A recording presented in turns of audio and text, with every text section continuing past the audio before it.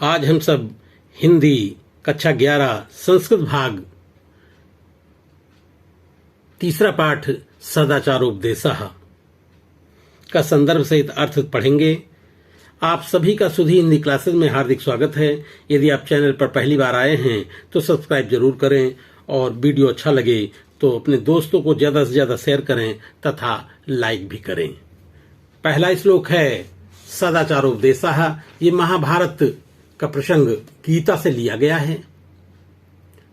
पहला श्लोक है समगच्छध्वं संवदध्वं समवो मनांसि जानताम देवाभागम यथा पूर्वे संजानाना उपासते।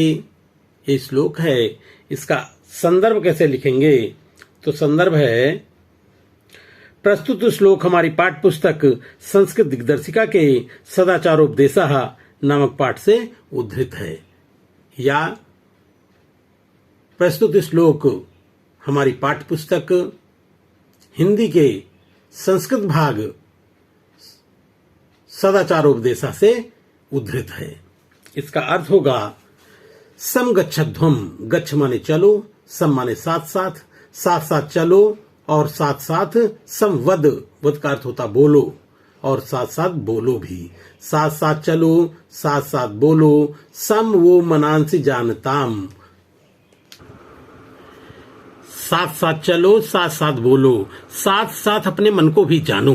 इसका अर्थ है साथ साथ चलो, साथ साथ बोलो, वो मनांसि जानताम और साथ साथ अपने मन को भी जानो। देवाभागम यथा पूर्वे संजानाना उपासते। जैसे देवता लोग अपने भाग को, अपने हिस्से को एक स्थान पर बैठे बैठे स्वीकार कर लेते हैं, ग्रहण कर लेते हैं, उसी प्रकार तुम भी बनो।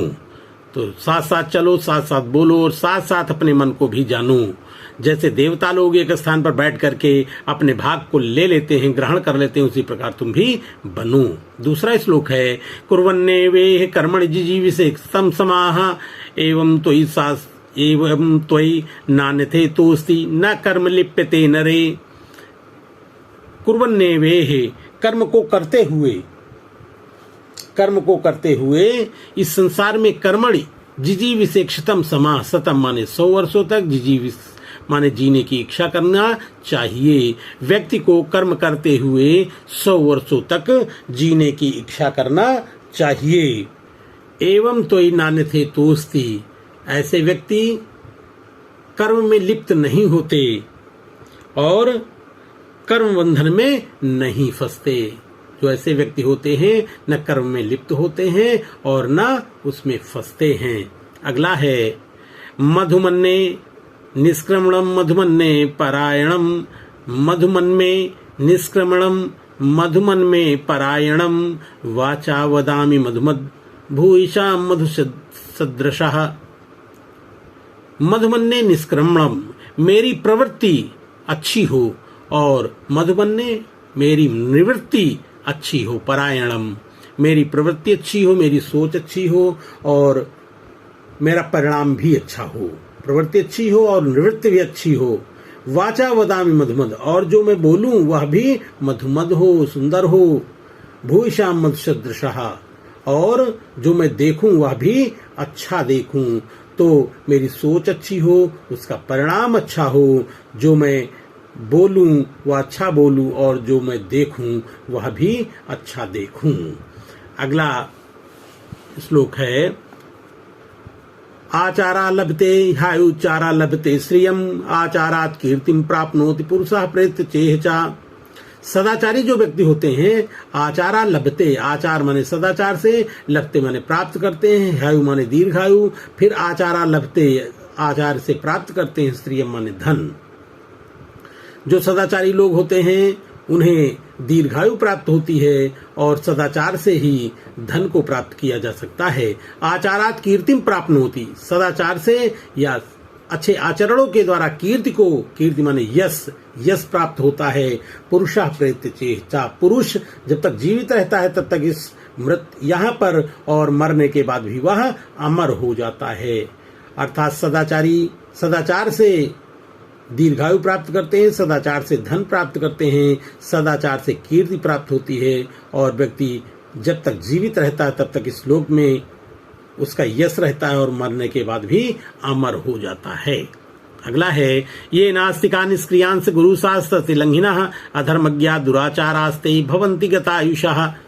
इसका अर्थ है जो नास्तिक होते हैं, निष्क्रियांश जो निष्क्रिय होते हैं, गुरु शास्त्र अतिलंघिनः गुरु शास्त्रों का उल्लंघन करने वाले होते हैं, गुरुओं का और शास्त्रों का उल्लंघन करने वाले होते हैं, अधर्मज्ञा दुराचारास्ते अधर्म पर चलने वाले होते हैं, दुराचारास्ते दुराचारी होते हैं, भवन्ति गतायुषः उनकी आयु कम हो जाती है। गत माने कम, आयुषा माने आयु, उनकी आयु कम हो जाती है। इसका अर्थ होगा जो नास्तिक होते हैं, जो ईश्वर को नहीं मानते, निष्क्रिय होते हैं, गुरु और शास्त्रों का उल्लंघन करते हैं, अधर्म पर चलने वाले होते हैं, दुराचारी होते हैं, उनकी आयु कम हो जाती है।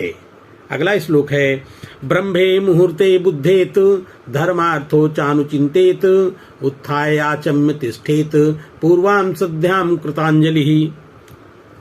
ब्रह्मे मुहूर्ते, ब्रह्म मुहूर्त सूर्योदय से पूर्व को कहा गया है ब्रह्म मुहूर्त। ब्रह्मे मुहूर्ते सूर्योदय के पूर्व जागना चाहिए, बुद्धेत माने जागना चाहिए, और जाग करके धर्म और अर्थ, धर्मार्थो धर्म और अर्थ की चिंता करनी चाहिए, चानुचिंतेत चिंतन करना चाहिए, उत्थाय आचम्य तिष्ठेत उत्थाय उठ करके, आचम्य आचमन करके, उत्थाय आचम्य उठ करके, आचमन करके, तिष्ठेत माने बैठना चाहिए। पूर्वाम श्रद्धाम कृतांजलि पूर्व प्रातःकालीन संध्या के लिए हाथ जोड़कर बैठना चाहिए। तो ब्रह्म मुहूर्त में जाग करके धर्म और धन की चिंता करनी चाहिए और उठ करके बैठना चाहिए और पूर्व दिशा की ओर हाथ जोड़ करके संध्या वंदन करना चाहिए। अगला श्लोक है अक्रोधनः सत्यवादी भूतानां विहंसकः अनसूयुजिम्भस्य शतम वर्षाणि जीवति। जो क्रोध रहित होते हैं, क्रोधना का अर्थ होता है जो क्रोध नहीं करते। सत्यवादी जो सत्य हमेशा सत्य बोलते हैं। भूतानां विहंसकः जीवों की और हिंसा नहीं करते, जीवों पर हिंसा नहीं करते। अनसूयुजिम्भस्य गुणों के, किसी के दूसरों के गुणों में दोष नहीं देखते। अनसूयुजिम्भस्य दूसरों के गुणों में दोष नहीं देखते। ऐसे लोग 100 वर्षों तक जीते हैं। इसका अर्थ है जो क्रोध नहीं करते, सत्य बोलते हैं, जीवों पर दया करते हैं, दूसरों के गुणों में दोष नहीं देखते, ऐसे लोग 100 वर्षों तक जीवित रहते हैं या ऐसे लोग 100 वर्षों तक जीते हैं। अगला है अकीर्तिम विनयो हंति हन्यर्थम पराक्रमः हंति नित्यम क्षमा क्रोधम आचारो हंत्य लक्षणम। अकीर्तिम अपयश को, अकीर्तिम अपयश को, विनम्रता, विनय का अर्थ होता विनम्रता, हंति नष्ट करता है, अनर्थम हंत अनर्थम पराक्रमः अनर्थम अनर्थ को पराक्रम नष्ट करता है। इसका अर्थ है विनय सदैव अपयश को नाश करता है। अकीर्तिम विनयो हंति, विनय सदैव अपयश को, अकीर्तिम अपयश को विनय नष्ट करती है। विनय अपयश को नाश करता है और पराक्रम अनर्थ को नष्ट करता है। पराक्रम अनर्थ को नष्ट करता है। हंति नित्यम क्षमा क्रोधम, और क्षमा करना क्रोध को नाश करता है। सदा क्षमा करना क्रोध को नाश करता है। हंति नित्यम क्षमा क्रोधम आचारो हंत लक्षणम, और सदाचार दुर्गुणों को नष्ट करता है, समस्त दुर्गुणों को नष्ट कर देता है। अगला श्लोक है अभिवादनशीलस्य नित्यं वृद्धोऽपि सेविनः चत्वारि तस्य वर्धन्ते आयु विद्या यशो बलम।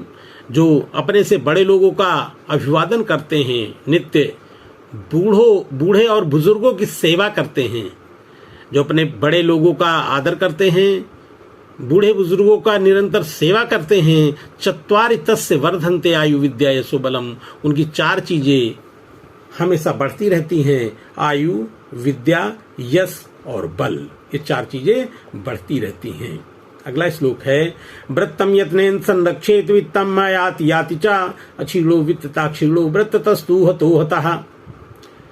व्रत का अर्थ होता चरित्र, यत्नेन माने यत्न पूर्वक, विधि पूर्वक, संरक्षित माने रक्षा करनी चाहिए, चरित्र की यत्न पूर्वक रक्षा करनी चाहिए। वित्त माने होता है धन, आयात माने आता है, याति माने चला जाता है, धन तो आता है और चला जाता है। अक्षीणो वित्तता क्षीणो, वित्त से, वित्त माने धन से क्षीण हुआ व्यक्ति क्षीण नहीं होता, लेकिन व्रत तस्तु हतो हतः, लेकिन चरित्र से नष्ट हुआ व्यक्ति मरे हुए के समान होता है। अगला श्लोक है सत्येन रक्षतो धर्मो, सत्येन रक्षते धर्मो, विद्या योगेन रक्षते, मृजया रक्षते रूपम, कुलम वृत्तेन रक्षते। सत्य से धर्म की रक्षा होती है, सत्येन रक्षते धर्मो, सत्य से धर्म की रक्षा होती है। विद्या योगेन रक्षते, और योग से विद्या की रक्षा होती है। विद्या योगेन रक्षते, योग से विद्या की रक्षा होती है। स्वच्छता से, मृजया का अर्थ होता स्वच्छता, स्वच्छता से रूप की रक्षा होती है। मृजया रक्षते रूपम, स्वच्छता से रूप की रक्षा होती है। और कुलम वृत्तेन रक्षते, और चरित्र से कुल की रक्षा होती है। तो सत्य से धर्म की रक्षा होती है, योग से विद्या की रक्षा होती है, स्वच्छता से रूप की रक्षा होती है, और चरित्र से कुल की रक्षा होती है। अंतिम श्लोक है श्रूयताम धर्म सर्वस्वम श्रुत्वा चाप्यवर्धताम आत्मानः प्रतिकूलानि परेषां न समाचरेत। धर्म श्रूयताम धर्म सर्वस्वम, धर्म के सार को सुनो, और सुत्वा चाप्यवर्धताम, चाप्यवर्धताम, और सुन करके उसे धारण भी करो। आत्माना प्रतिकूलानि, जो अपने प्रतिकूल लगता हो, परेशान ना समाचरित, वैसा व्यवहार दूसरों के साथ मत करो। तो इसका अर्थ है धर्म के सार को सुनो और सुन करके धारण भी करो। जो अपने आप में अच्छा न लगता हो वैसा व्यवहार दूसरों के साथ मत करो। धन्यवाद।